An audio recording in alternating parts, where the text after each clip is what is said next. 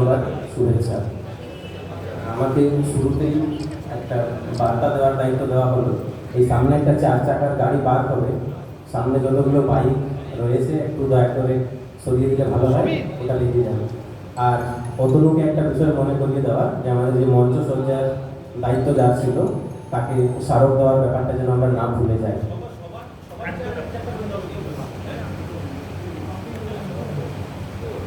মহামারীর পর আমাদের সকলের দেখা, আজকে সকলে আমরা এই অনুষ্ঠানে একত্রিত হয়েছি।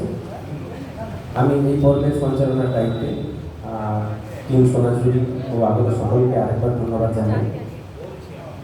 আমরা যেহেতু সময়ের থেকে একটু পরে হাঁটছি, তাই বেশি ভূমিকা দেব না। ভারতচন্দ্রের ভাষাতেই বলি, সে কহে বিস্তর মিছা, যে কহে বিস্তর। ফলত বিস্তর আমরা বলবো না। আর আমার সঙ্গে যারা আলোচক রয়েছেন, আমি তাদের আরেকবার অনুরোধ জানাই যে আমরা সময়ের কথা মাথায় রেখে এগোবো। প্রথম রাউন্ডে আমরা 2 মিনিট করে সময় দিচ্ছি এক একটা প্রশ্ন, পরের রাউন্ডে আমরা 1.5 মিনিট করে সময় দিচ্ছি, সময়ের কথা মাথায় রেখে। আমরা সঙ্গে পেয়েছি, আমার ডান দিক থেকে শুরু করি, তুষারকান্তি মাহাতো মহাশয়। তাকে স্বাগত জানাই। তিনি আমাদের পুরুলিয়ার একজন সাহিত্যিক, কবি, গল্পকার। আমার ডান হাতে বসে আছেন তুষারকান্তি রায় মহাশয়, উনি কবি এবং ফেসবুক সূত্রে আমার সঙ্গে অনেকদিন ধরেই পরিচয়, আজকে আরেকবার দেখা। আমার বাঁ হাতে রয়েছেন বিশিষ্ট গবেষক তথা শিক্ষক দয়াময় রায় মহাশয়, তাকে স্বাগত জানাই। এবং আমার বাঁ হাতের শেষ প্রান্তে রয়েছে আমার বন্ধু, স্থানীয় দুঃখভঞ্জন পরায়ণে আমাদের সাংবাদিক বন্ধু। আমরা এই সংক্ষিপ্ত পরিচয়ের পর আমরা আমাদের সরাসরি আলোচনায় চলে আসছি, যেহেতু সময় অনেক কম। আমাদের আলোচনার শিরোনাম দিয়েছিলাম আমরা বিজ্ঞাপনের দায়বদ্ধতা ও সামাজিক প্রভাব। এই বিষয়কে সামনে রেখে আমি প্রথম প্রশ্ন নিয়ে হাজির হব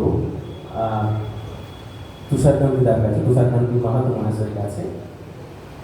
প্রথম প্রশ্ন আপনার কাছে, বা প্রশ্ন ঠিক নয়, আসলে আমরা তো প্রশ্ন উত্তরের প্রতিযোগিতায় নামিনি, একটু আলোচনা, একটু অভিজ্ঞতা ভাগ করে নেওয়ার জন্য। বিজ্ঞাপন আমি জানি যে কোনো বিষয় যা প্রচার করে বা কোনো বিষয়বস্তু, পণ্য, যে কিছু হতে পারে, আমার নিজস্ব কোনো লেখাও হতে পারে প্রচার। বিজ্ঞাপন প্রচারের কাজ করে। এই প্রচার নিয়ে কি বিজ্ঞাপন সীমাবদ্ধ, নাকি এই বিজ্ঞাপনের সামাজিক দায়বদ্ধতা রয়েছে? এই বিষয় নিয়ে আমি আপনার কাছে প্রথম প্রশ্ন নিয়ে এলাম। তুষারদা, আপনার সময় ঠিক 2 মিনিট। ধন্যবাদ।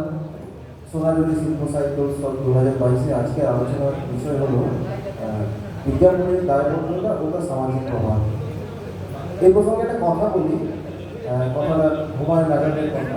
সেটা হচ্ছে, সত্য একবার বলতে হয়, সত্য যদি বারবার বলি তাহলে সেটা মিথ্যার মতো শোনায়, আর মিথ্যে যদি বারবার বলি তাহলে সেটা সত্যের মতো শোনায়।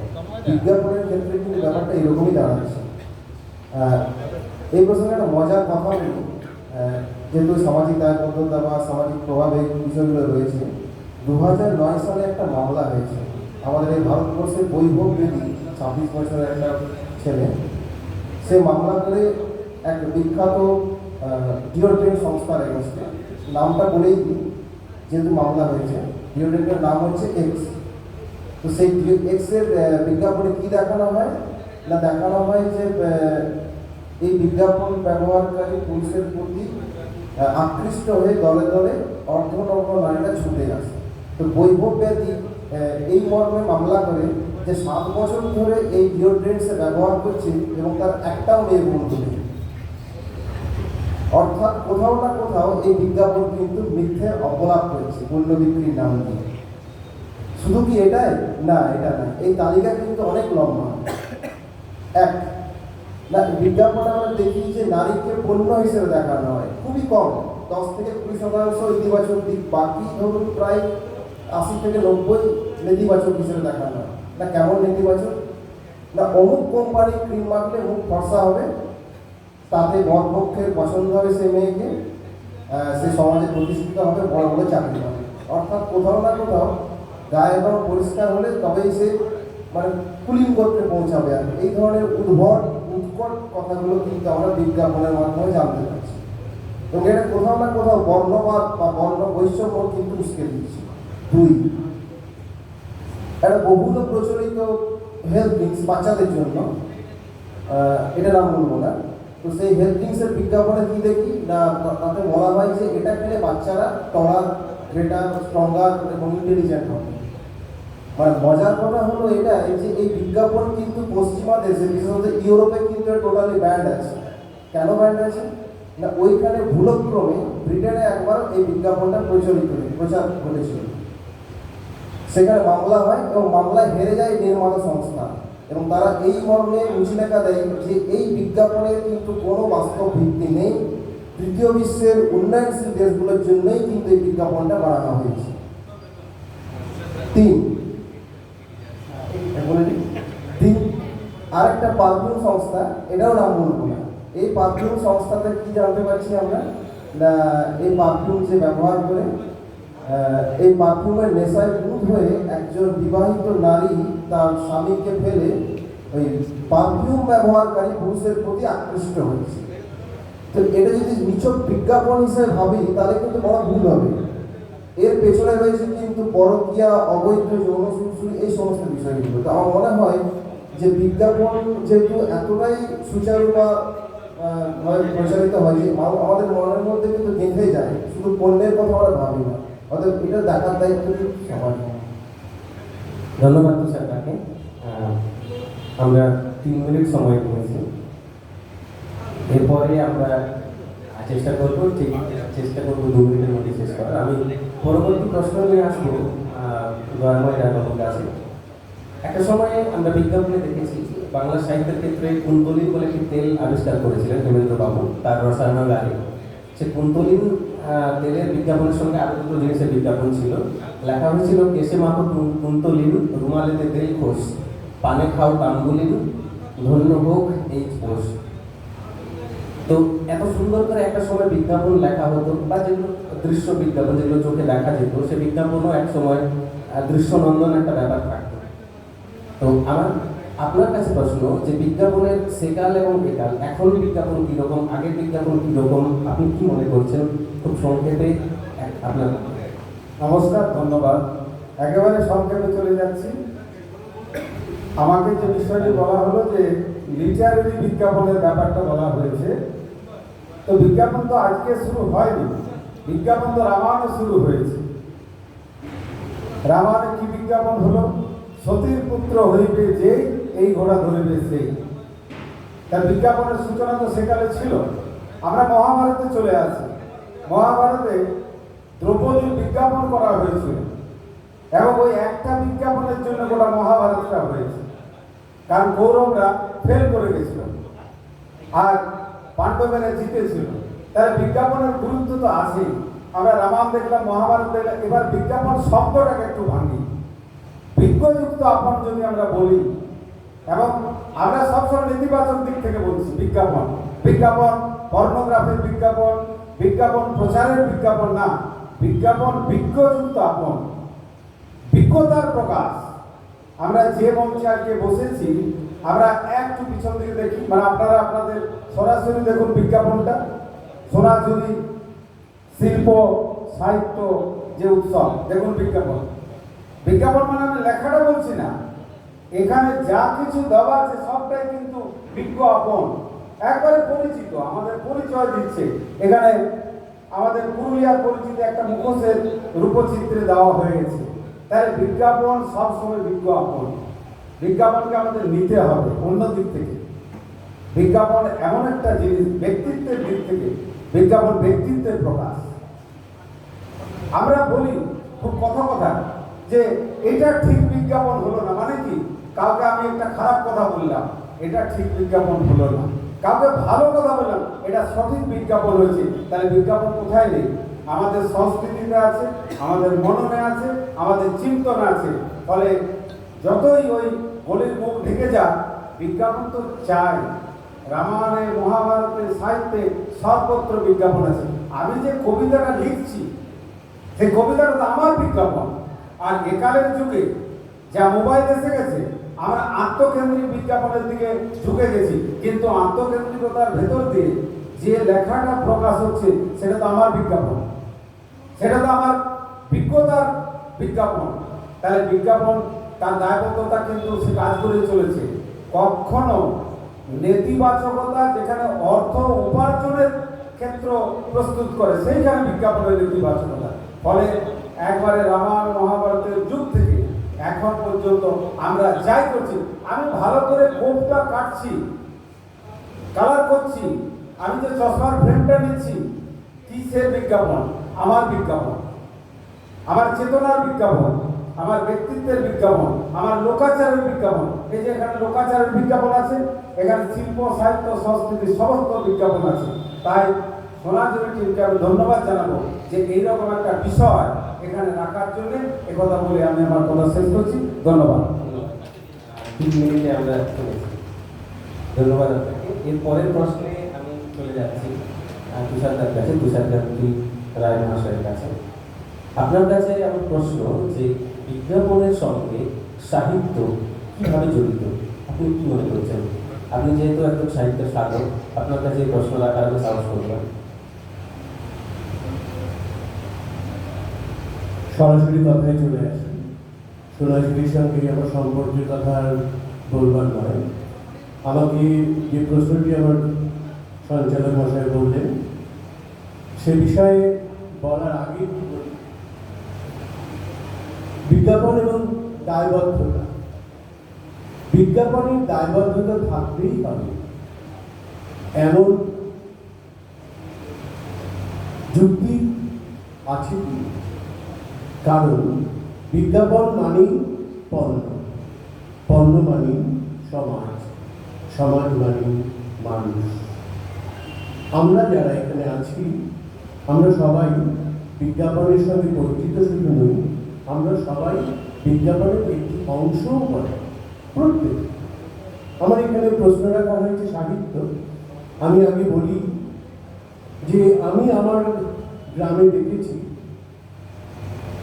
সবাই নিম ডাল দিয়ে দাঁত মাজত।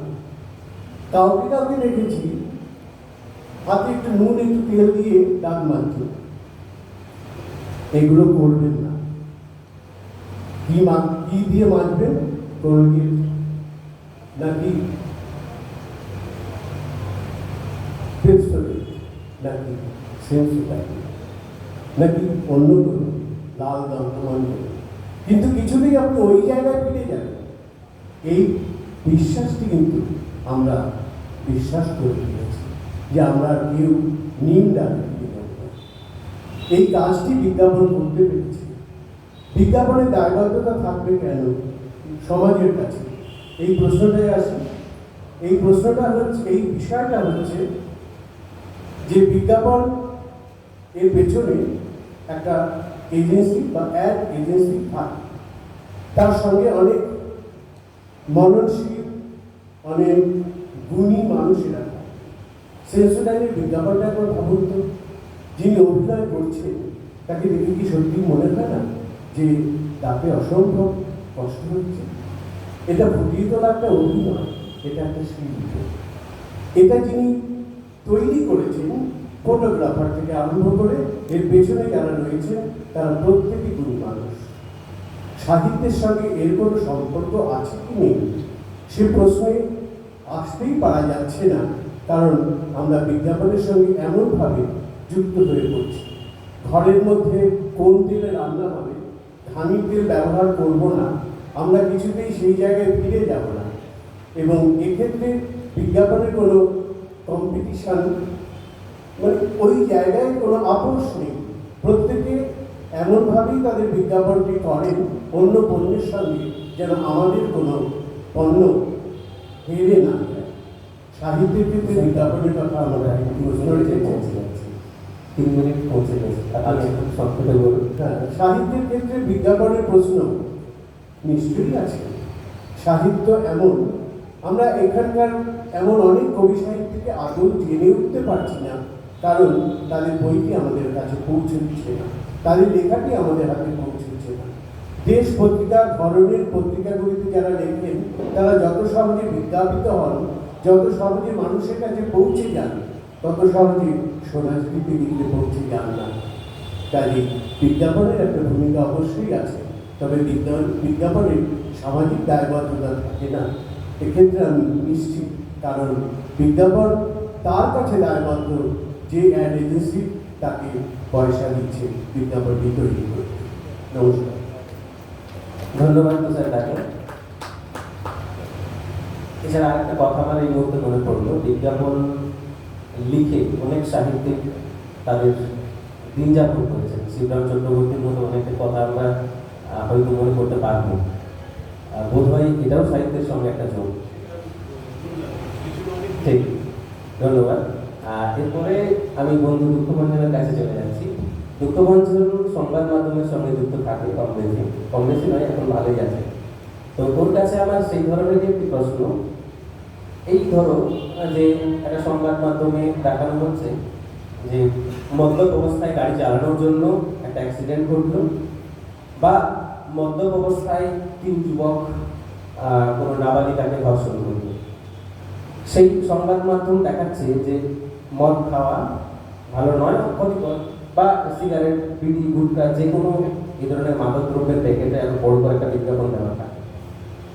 আবার 5 মিনিট পরে সেই বিজ্ঞাপন, সেই চ্যানেল বা সেই সংবাদ মাধ্যম একটা নম্বর 1 কোনো বিয়ারের বা কোনো একটা মদ্য পানীয় তার বিজ্ঞাপন দিয়েছে। এই বিষয়টাকে তুমি কিভাবে দেখছো?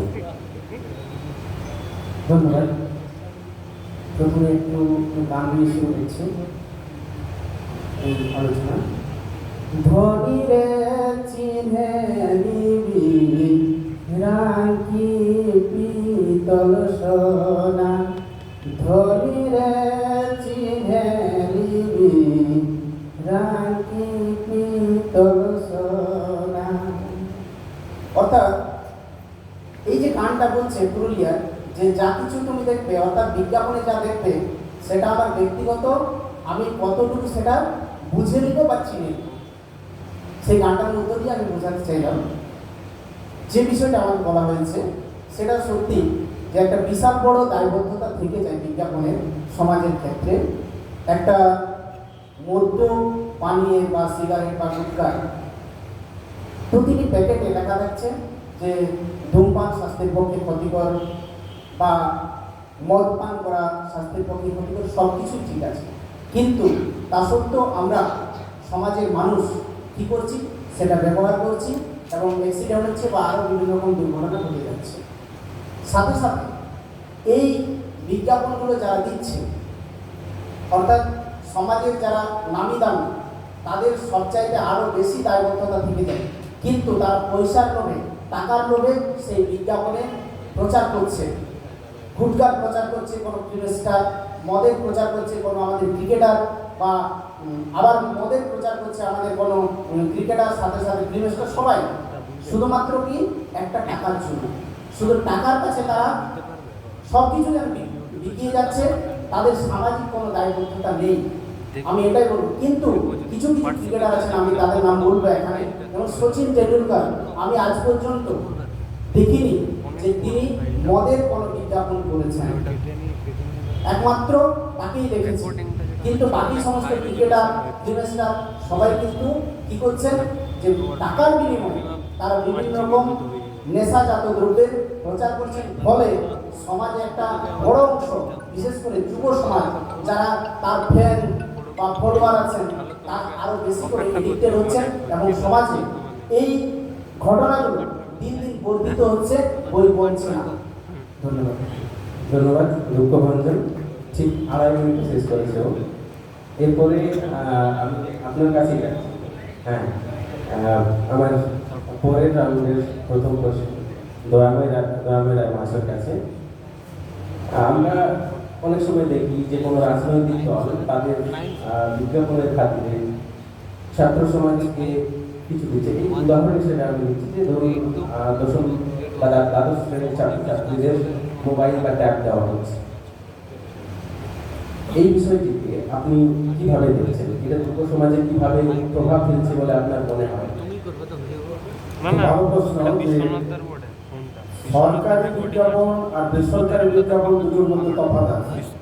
সেটা হচ্ছে সরকারি বিজ্ঞাপন সবসময় রাষ্ট্র সামাজিকীকরণের জন্য কিছু কিছু কল্যাণকর সিদ্ধান্ত গ্রহণ করে, যেখানে সমাজের উপকার, এই জন্য এই কাজগুলো করে। আর বেসরকারি বিজ্ঞাপনে সবসময় সামাজিককরণ থাকে না। বেসরকারি বিজ্ঞাপনে তার আয়, তার কতটা রোজগার হবে সেটার উপর থাকে। এইটা হচ্ছে মূলগত তফাৎটা। অন্য দিক থেকে আমি বলি যে আমাদের দুঃখভঞ্জনের কথা দিয়ে বলি, দুঃখভঞ্জন একটা ভালো তথ্য দিল যে সচিন তেন্ডুলকার কোনোদিন মদের বিজ্ঞাপন করেননি। সচিন তেন্ডুলকারের এইখানে উইলসের বড় বড়, আর এইখানে উইলসের বড় বড় পোস্টার, আর ভারত উইলস কাপ করেছে। ফলে বিজ্ঞাপন করতে হবে না, যে টাকাটা সচিন তেন্ডুলকার পেয়েছে সে টাকাটা উইলস থেকে পেয়েছে। শুধু সচিন না, সমস্ত ক্রিকেটাররা উইলস থেকেই পেয়েছে। সেটা তো একটা অথচ লেখা আছে সিগারেট খাওয়া স্বাস্থ্যের পক্ষে ক্ষতিকর। ফলত বিজ্ঞাপন যে করা হয়, যেমন সিনেমার বিজ্ঞাপন করা হচ্ছে, একটা সিনেমা হচ্ছে, সিনেমায় কি দেখানো হচ্ছে না টেরোরিস্ট এইরকম ভাবে এইরকম কাজ করে। যাদের জন্য সিনেমাটা তৈরি হলো তারা সিনেমাটা দেখেই না, তারা সিনেমাটা দেখেই না। ফলে বিজ্ঞাপনের কোনো মূল্যই নেই। বিজ্ঞাপনের মূল্য হচ্ছে একেবারে যেটা তুষার বলেছে যে তৃতীয় বিশ্বের দেশের জন্য সচেতন লোকের বিজ্ঞাপন লাগে না, অসচেতন লোকের, অর্ধ সচেতন লোকের বিজ্ঞাপন লাগে। অন্যদিক থেকে বিজ্ঞাপনের একটা গুরুত্ব আছে, গুরুত্ব আছে যেটা আমাদের তুষারদা বললেন যে দাতুনের গল্প বললেন। আমরা যদি বিজ্ঞাপনে যদি বিজ্ঞান ভিত্তিক একটা প্রোডাক্ট আমাদের হাতের সামনে চলে আসে তাহলে তো আমরা ওটা ব্যবহার করবোই, সেটা তো তার দায়বদ্ধতার ব্যাপার। এবং আমরা দেখি যে একটা বই বিক্রি করতে হলে সৌরভ গাঙ্গুলিকে সামনে আনতে হচ্ছে কেন? যদি আমরা মেটারটাকে মানুষের কাছে আনি তাহলে তো কাজ হবে। কিন্তু সৌরভ এইটা হচ্ছে নেতিবাচক।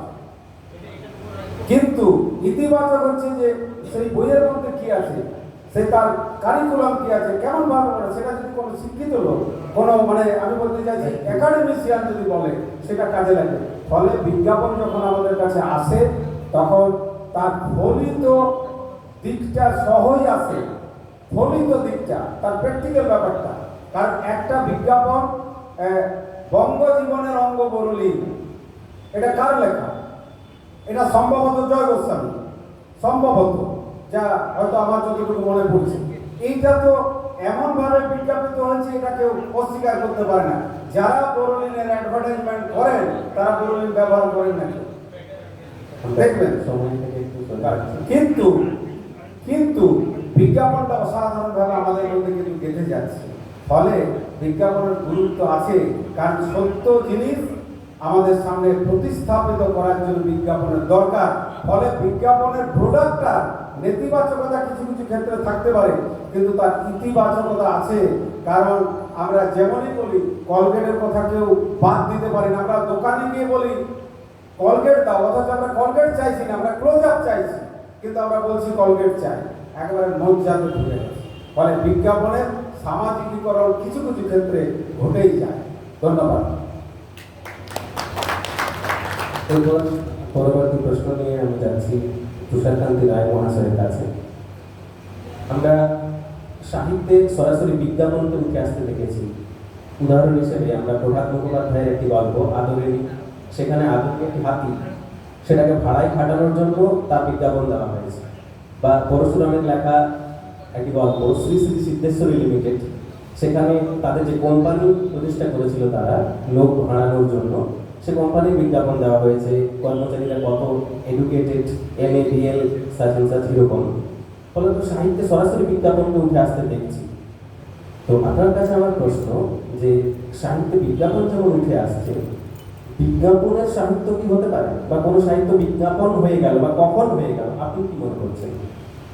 সাহিত্যে বিজ্ঞাপনের ব্যবহার খুব বেশি না থাকলেও আছে, কিন্তু সাহিত্যকে বিজ্ঞাপনে পরিণত করা এটা কিন্তু খুব নতুন নয়। সাহিত্য বিজ্ঞাপিত হয়, সাহিত্য জনপ্রিয় হয় বিজ্ঞাপনকে ভিত্তি করে। সেখানে দায়বদ্ধতা কোনো, সমাজের প্রতি দায়বদ্ধতার কোনো ভূমিকা নেই। সেই সাহিত্য ভালো কি মন্দ সেটা বিচার করবার জন্য বিজ্ঞাপন হচ্ছে না, বইটা বিক্রি যাতে হয় সেই জন্য বিজ্ঞাপন তৈরি হয়েছে। তার জন্য অর্থ ব্যয় করা হয় এবং বিজ্ঞাপনটি যাতে সকলের কাছে পৌঁছে যায় সেই রকম পত্রপত্রিকায় সেই বিজ্ঞাপন দেওয়া হয়।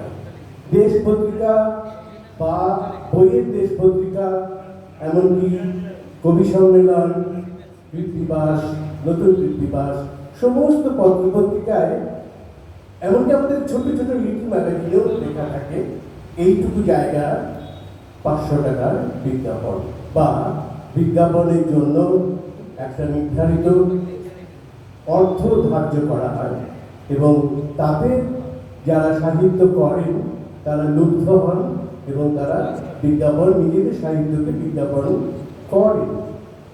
এক্ষেত্রে সমাজের কোনো ভূমিকা নেই, দায়বদ্ধতা নেই।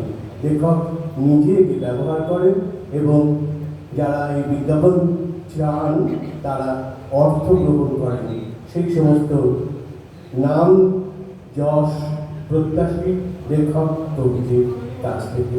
আমি এমনও অনেক প্রকাশক থেকে আরম্ভ করে পত্রপত্রিকা জানি যারা তরুণ তরুণীদের বলি দেওয়ার জন্য বিজ্ঞাপন করেন। নমস্কার। ধন্যবাদ তুষার দাঁড়িয়ে, খুব ভালো একটা উত্তর। এরপরে আমি চলে যাচ্ছি তুষারকান্তি মাহাতো মহাশয়ের কাছে। শঙ্খ ঘোষ মুখ থেকে যায় বিজ্ঞাপন কবিতার শেষের প্যারাতে লিখছেন, নিয়নালয় পণ্য হলো যা কিছু আর ব্যক্তিগত। আপনি কি মনে করেন বিজ্ঞাপন মানুষের ব্যক্তিগত বিষয়গুলোকে পণ্যের বাজারে নিয়ে আসছে? এই নিয়ে আপনার অভিমত কি? একদমই ঠিক কথা। বিজ্ঞাপন পণ্যের বাজারে নিয়ে আসছে। এর আগে যখন আমি আলোচনা করলাম দায়বদ্ধতা ও সামাজিক প্রভাব নিয়ে, একটা ছোট্ট কথা বলে নিয়ে প্রসঙ্গে সচরাচর বক্তব্য প্রেক্ষিতে বলি আর কি। বিজ্ঞাপন এমনভাবে দেখানো হয় যে কিছু কিছু ক্ষেত্রে আমাদেরকে ঠকানো হচ্ছে পরিষ্কারভাবে। আমাদের যে ব্যক্তিগত যে চাহিদা, ব্যক্তিগত যে সমস্যাগুলো সেগুলোকে মানে নিরসনের জন্য ভুলভাবে। কারণ দেখুন, ওষুধের কখনো বিজ্ঞাপন হওয়া উচিত, আপনাদের কি মনে কখনো হওয়া উচিত না? কিন্তু টেলিভিশনে আমরা দেখতে পাই কি যে মাথা ধরলে এই ওষুধটা খান। আমরা সবাই জানি যে ডাক্তারের পরামর্শ ছাড়া ওষুধ খাওয়া যাবে না। এমনকি যে ওষুধের বিজ্ঞাপন দেখানো হচ্ছে সেই ওষুধেও লেখা থাকে যে ডাক্তারের পরামর্শ ছাড়া ওষুধ খাবেন না, তবু বিজ্ঞাপিত হয়। কেন বিজ্ঞাপিত হয়? তা এইগুলোর কোনো নিয়ন্ত্রণ নেই। কে নিয়ন্ত্রণ করবে? সরকার নিয়ন্ত্রণ করবে না, কোনো নিয়ন্ত্রণ সংস্থা? তো এই যা খুশি তাই তাই হয়ে যাচ্ছে। আর সবচেয়ে যেটা মানে দুঃখের খবর আর কি, সেটা হলো যে এই বিজ্ঞাপনগুলো এতটাই সুচারু এবং এতটাই পরিকল্পিতভাবে মানে প্রচারিত হয় যে এটা পুরোপুরি আমাদের মাথার মধ্যে গেঁথে যায়। আমরা কিন্তু সেই পণ্যের কথা ভাবি না, আমরা টোটাল একটা অনুকরণ করার চেষ্টা করি। এটা কিন্তু একটা ক্ষতির দিক। আমাদের যে ব্যক্তিগত যে জায়গাটা, সেই ব্যক্তিগত জায়গাটা ক্ষতির দিকে সম্মুখীন হয়। চোখ কান বন্ধ রেখে আর আমাদেরকে এতটাই প্রভাবিত করে ফেলেছে বিজ্ঞাপন যে আমরা তার দ্বারা প্রভাবিত। মানে এটা একটা সেই অর্থনীতির একটা কথা চলে আসে আর কি, যে বর্তমান সময়ে যে আমাদের যে নিয়ন্ত্রণ সেটা হচ্ছে কিন্তু বাজার অর্থনীতি, এবং এই বাজার অর্থনীতির কিন্তু একটা দিক হলো বিজ্ঞাপন। অতএব এই অর্থনীতি আমাদেরকে চোখে ঠুলি মেরে যে আপনি একটা দেখিয়ে দিচ্ছে, আমরাও অন্য অনুকরণের মতো করছি। দুঃখমঞ্জন একটা কথা বললো যে ফিল্মস্টার একটা দেখাচ্ছে, সে ন্যাশনাল দ্রব্য বিজ্ঞাপিত করছে, সে ফিল্মস্টারের ক্যারিজমার জন্য আমরা কিনে ফেলছি, খেয়ে ফেলছি এবং নেশায় আমরা আসক্ত হয়ে পড়ছি। তো এইগুলো দেখতে হবে। ধন্যবাদ তুষারদা। এরপরে আমরা এই রাউন্ডের শেষ প্রশ্ন নিয়ে যাচ্ছি দুঃখমঞ্জনের কাছে। একলা হয়ে দাঁড়িয়ে আছি তোমার জন্য গলির কোণে, ভাবি আমার মুখ দেখাবো, মুখ থেকে যায় বিজ্ঞাপন। শঙ্খ ঘোষের লেখা। তো বর্তমানে আমরা কোনো একটা ইউটিউবে ভিডিও দেখছি, একটা ফ্ল্যাশ অ্যাড চলে এলো, একখানার পরে আবার আরেকখানা, দুটো না দেখলে একটা হয় মানে ভিডিওটা চলে না। আবার ফেসবুকেও এরকম। এই যে প্রতিনিয়ত আমরা ধাক্কা খাচ্ছি বিজ্ঞাপনের তাড়নায়, এত বিজ্ঞাপন। এই বিষয়টা আমাদের দৈনন্দিন জীবনে কীরকমভাবে প্রভাব ফেলছে আমাদের, এই বিষয়টা তোমার কি মনে হয়?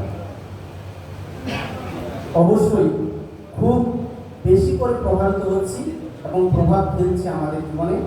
বিশেষ করে যুব সমাজ তো মানে বিজ্ঞাপনে তার বেশি আকৃষ্ট।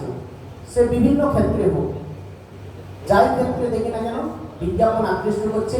আর এই যে মুখ ভেঙে যায় বিজ্ঞাপনে, গলিতে গলিতে কোনো একটা বিজ্ঞাপনের উপর আরেকটা বিজ্ঞাপন, কোনো একটা বিজ্ঞাপনের উপর আরেকটা বিজ্ঞাপন, এইভাবে প্রতিনিয়তই বিজ্ঞাপনই চলে যাচ্ছে। আবার আমরা ফেসবুক চালাই না কেন, এখন সোশ্যাল মিডিয়া সবচাইতে আমাদের মানে জীবনের সাথে ওতপ্রোতভাবে জড়িয়ে গেছে। ফেসবুক বলুন, ইউটিউব বলুন, হোয়াটসঅ্যাপ বলুন, যাই বলি না কেন, যে কোনো একটা ভালো একটা আমরা দেখছি কোনো একটা ভিডিও, সেখানে কি হলো যে ইউটিউবে দুটো পরপর এড চলে এলো, একটা মানসিক ডাইভার্ট। আমরা হয়তো একটা দেখছি না, কিন্তু আমাদেরকে সেই সময়টার জন্য ক্ষণিকের জন্য থেমে যেতেই হবে। বা হোয়াটসঅ্যাপ, ফেসবুকেও আমরা সেটাই দেখছি।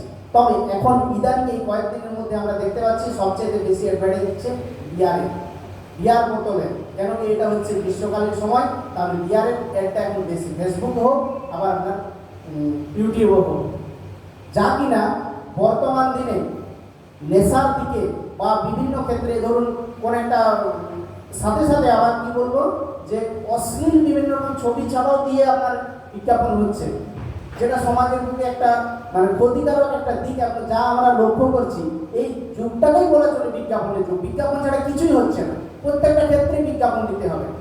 দেয়ালে বাধ্য হয়ে লিখতে হচ্ছে যে বিজ্ঞাপন দিবেন না, বাধ্য হচ্ছেন তা। ধন্যবাদ। ধন্যবাদ। বিজ্ঞাপনেরও বিজ্ঞাপন এখানে আমরা মোটামুটি এই পর্ব শেষ করছি। শুধু তুষারদাকে যে প্রশ্ন করেছিলাম সেই প্রসঙ্গে আমার আরেকটা কথা মনে পড়ছে, ওই কুন্তলিকে কেন্দ্র করে যে বিজ্ঞাপনের সাহিত্য হয় কি না, তুষারদাও বলেছেন, অভিমত স্বীকার করেছেন। কুন্তলিন এই তেল 1303 বঙ্গাব্দ থেকে 1324 বঙ্গাব্দ পর্যন্ত এতদিন ধরে হেমেন্দ্রমোহন বসু চালিয়েছিলেন। তাদের মূল মোটো ছিল গল্পের প্রতিযোগিতা, যে গল্পটা ফার্স্ট হবে তাকে পুরস্কৃত করা হবে। এখানে শরৎচন্দ্র থেকে অনেকে, স্বর্ণকুমারী দেবীকে পুরস্কার পাননি। ফলে এবং তিনি বলেছিলেন যে এমনভাবে বিজ্ঞাপনের কথা লিখতে হবে গল্পে যাতে গল্প রসের কোনো ক্ষতি না হয়, কিন্তু সেই তেল বা সেই পান মশলা বা বিজ্ঞাপন থাকবে। এ কাজ খুব সহজ নয়। তো বিজ্ঞাপনের সাহিত্য আমরা কম বেশি দেখেছি।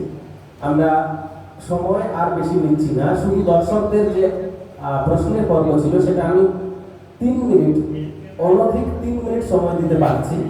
দর্শকদের যদি কোনো প্রশ্ন থাকে আমি 3 মিনিট দিচ্ছি, অন্তত 3খানা প্রশ্ন আমরা নেব। দর্শক শ্রোতাদের মধ্যে থেকে যদি কারো কোনো প্রশ্ন থাকে আলোচকদের কাছে আপনারা রাখতে পারেন।